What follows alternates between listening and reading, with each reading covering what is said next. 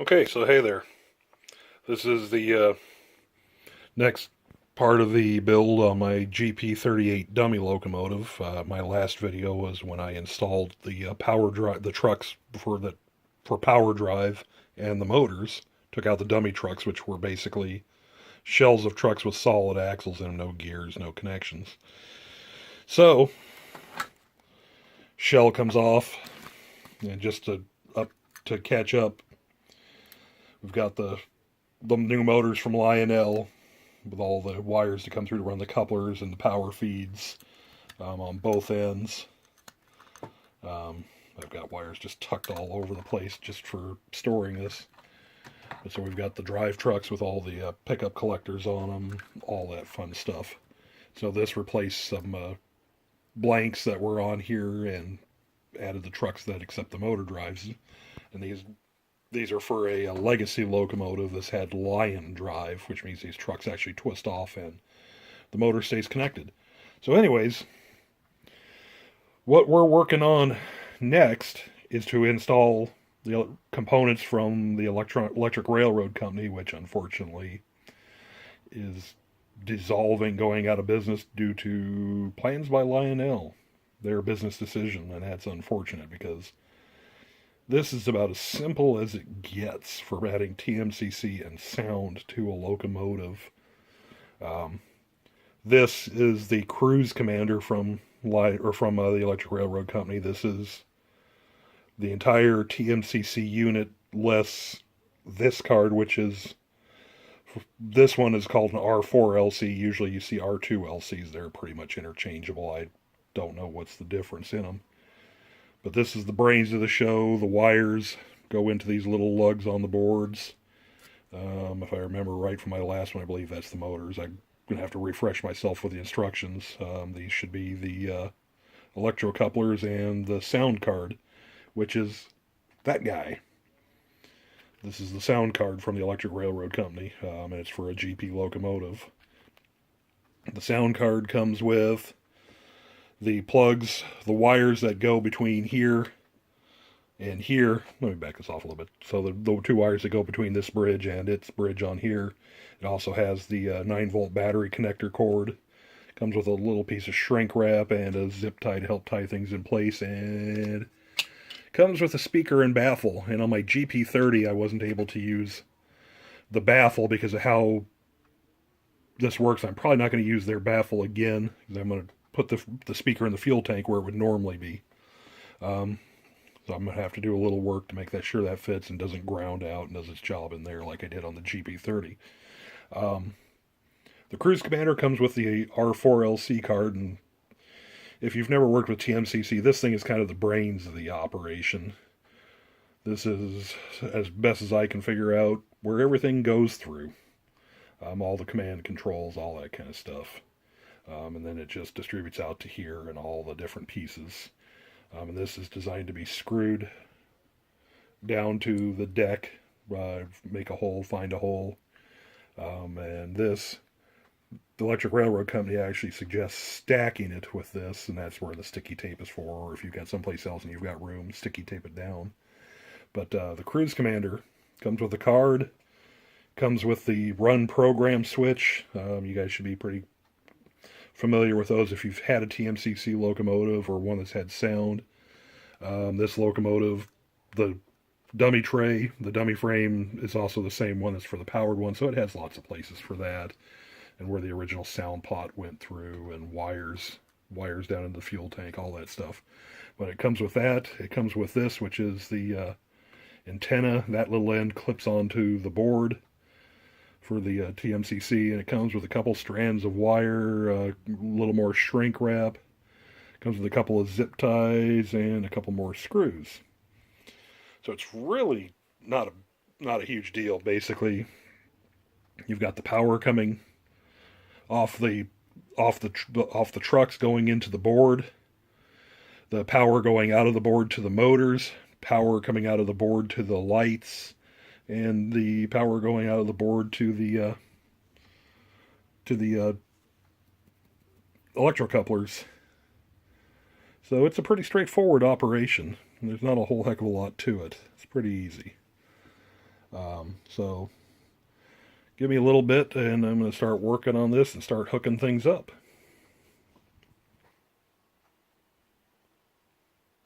Okay, so just a little midpoint thing. I got the speaker into the fuel tank, and it worked out that when I did my GP30, it had a speaker like this in its tank, and it actually had a hole in the floor for it to come through. And this speaker is about as deep as the tank, but it doesn't have screw holes anyways.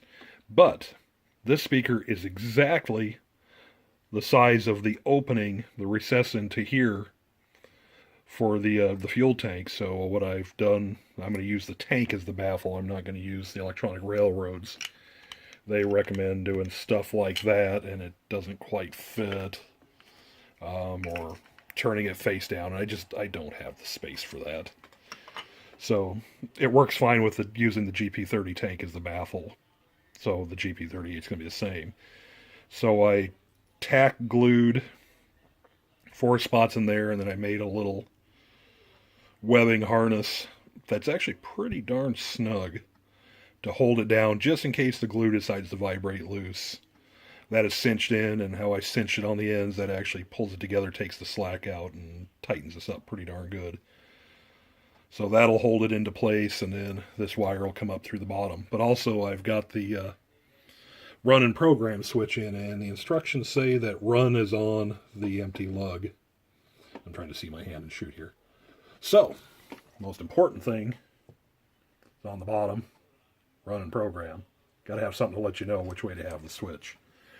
So just a little something in case you get into one of these projects for you to look at. But I'm going to install the tank back up. The wire comes out of the tank through that little hole. And then I'll start looking to hooking up the Cruise Commander on this thing, where to screw down at. We'll figure that out here in just a moment. So, talk to you soon.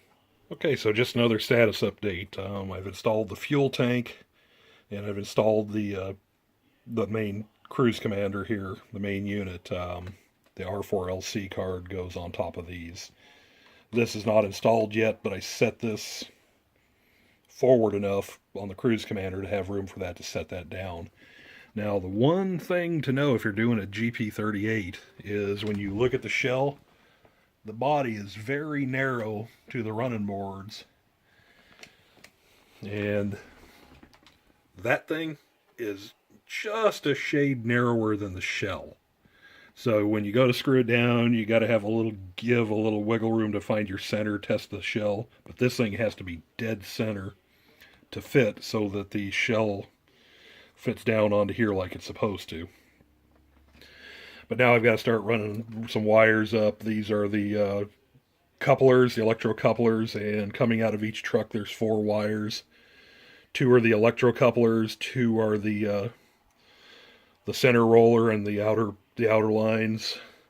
Then I got to find out, because these are DC motors, what's positive, what's negative, because it's real easy to have one motor going forward and one motor going backwards. I did that on my GP38. So I'll have to get this up on the layout and see which direction makes the motors move which way. But that's kind of the basis of the operation. This will depend on, for the direction, on how long the cord is coming from here to here. Got the speaker wire coming out of the fuel tank to the speaker. It plugs into the board. All of this goes in here. The battery, I'm going to mount it under this cover.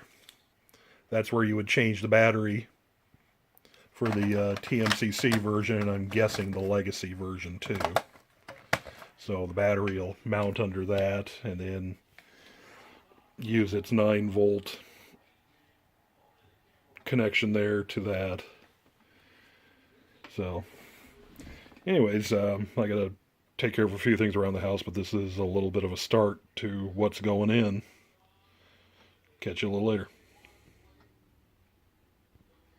Okay, so here's a little tech tip for you. This may help you. Got alligator clips going to the leads. These are DC powered motors, not AC. So DC motors, they're all directional based on the current. Positive goes one way, negative goes the other way. So in that, I was trying to think of what I could do to power it up and find the directions for the motors. 9-volt DC battery. In that, I played back and forth, and you can see when I power up this direction, the wheels are going in a forward direction. This being the front because there's a snowplow. Now the problem is, and this is where I messed up last time with my GP30, I had one motor wired forward and one motor wired backwards. These are the same trucks, but facing opposite directions. So now you got to put into perspective, if this truck was turned 180 degrees and facing that way, this motor with this yellow wire, which that's positive in this case, would be going forward. But since it's turned 180 degrees around, this is now, the power for this one is now going to go backwards. So what has to happen is, the yellow wire on this one has to go to the blue wire side on this one. This one has to go, the yellow wire on this motor has to go to the blue wire on this side. And each one of those has a lead to its appropriate lug here on that. And that will make these motors spin in the right direction. These aren't polarized in the fact of if you put positive, these are positive and negative. All this is forward and backwards, quite literally, for what you do it. So I made a little mark so that I knew which direction, which side I needed wired to which one. This one's blank because the mark is on the other side. So that's how I figured out which is forward and backwards. And if I get them backwards on the lugs here, all I got to do is unscrew and flip them, instead of unsoldering this motor or unsoldering this motor and cutting all the shrink wrap. So there's a little something to put in your hat when you're working with the DC motors. And all I did was a transistor radio battery with its little adapter and a little pigtail on it. It's just one of those like Radio Shack or Hobby Kit plugs. Kind of a handy thing to have. So let me power up my DC motor with a DC battery and find out which direction the motor is going to spin when I power it up. So next stop will be wiring the motors in, and we'll give you a show. Talk to you soon. Bye. Okay, so just to show you what I was talking about a little bit ago, the wire off this side comes around and goes to this side on this motor. The wire on this motor comes around and goes to this side of this motor. Now on this motor, because it's the easiest one to go to these lugs here on the TMCC motherboard, I've teed off, I'm trying to see what I'm doing watching the screen here, sorry. So I've teed off the wire that goes to the other side, makes a lead that goes to here, and the one that goes to the other motor has one that comes off here. And I ran a little heavier gauge for these because these two wires are feeding both motors versus those are the wires that Electrical Railroad Company gave me to connect the motors with and go to the blue and yellow wires on the motors. So, anyways, and what I said last time, the front truck is 180 degrees, so it spins backwards. Just to show you, and hopefully you can see this in the camera because of how I've got them wired. You should be able to see when I put power. Let me get this to where I can work one-handed. You can see that's going in the forward direction, as well as that motor is. So both motors are wired together and running. They just need to be wired into hold on. They just need to be wired into the board, and hopefully I get them wired in the right direction forward, because it really doesn't give you a lot of guidance other than the brushes for the motors. But that's how it works for both this GP38 and my GP30. I had to wire one motor backwards to the other one to make them both spin the same direction. Okay, so before I put this on the layout, just a real quick once-over, just to kind of see what everything's going to look like. I have not pulled the back side of the sticky tape off the bottom to glue that down, just in case I have to disconnect. This has not been on the layout and been powered up yet. I still need to do the electro couplers. When I ordered this, I forgot to order the correct plugs. I have some very close plugs, but my friend Rich thinks he has the exact right ones I need. So instead of forcing something to work, I'm going to wait. He's coming down from Fairbanks in a couple of weeks, and I'll wire those in. But he's also going to help me with the LEDs on this and lighten up the shell. But so we've got the power wires coming across from the motors, the power wires coming out from the trucks to each other, and then down to the motors, all the sound card wiring, the run program switch in case I have to relocate that and move this around or something, because there's holes over here. I'm not going to cut that short yet, so I'm going to leave that at length. I zip tied the wires for the motors to keep them tight to the motors, because the motors don't rotate, the bodies don't, like in the older locomotives. Like I said before, the motors are actually screwed into place. They do not move, so that'll keep the wires tight to the wires tight to the motors when the shell goes on, because there is not much room. But I'm going to put this up on the layout, and we're going to find out if it goes forward when it's supposed to go forward. If not, then I need to swap this red and white wire on the ends here. The red and black on this end, those are the main powers in. The only thing is, if it goes forward right away, if it goes backwards, then I'd just have to swap those two. So let's get it up there and see what happens. Okay, so this might be fun. If I fall, call 911. I'm standing up on my chair and trying to see the shelf here and do this. So, I use a legacy controller. This is TMCC, but all TMCC products start as #1, and currently I'm using the remote's programming for that guy. I try to use the ends of the road numbers because I'll never remember them. I'll have to program this one as #2. But, so we've got powered up. We got #1. And there comes the sound. The engine starts up. Let's try to go forward. First try. There we go. Change directions. Comes backwards exactly as advertised. Let's see. Let's hear it talk. How's that track look? Are we clear? Over. Affirmative, the track is yours. Over. Dispatcher here. You're cleared onto the main. Over. Roger that. All clear. Out. How's that track look? Are we clear? Over. Negative. Hold your position. Over. Dispatcher here. You're cleared onto the main. Over. Roger that. All clear. Out. Dispatcher here. Please hold for track orders. Over. Copy that. Out.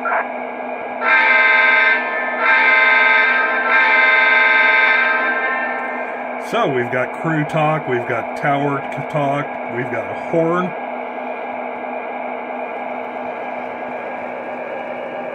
And this thing runs.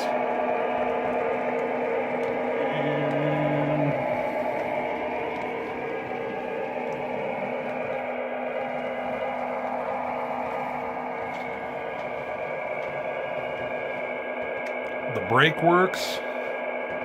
That's good to know.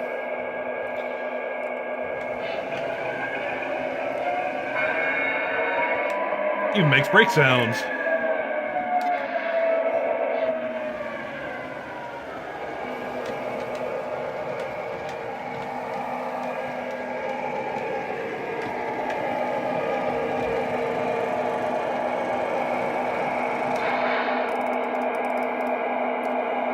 So that, ladies and gentlemen, is a running GP38 chassis that used to be a dummy locomotive with no motors and empty trucks.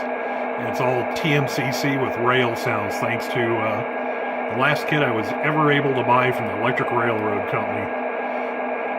Hopefully there comes up with another TMCC replacement, because I really do like this hardware. I just got a few little things to do. Oh, I guess I bumped the bell button. I remember we got one of those. Just got a few things left to do to button up the chassis work. And then when Rich comes down from Fairbanks, he's a lot smarter on this LED lighting than I am. we're going to put lights in the shell where there were no lights, and this will be a done deal. So, thanks for following along.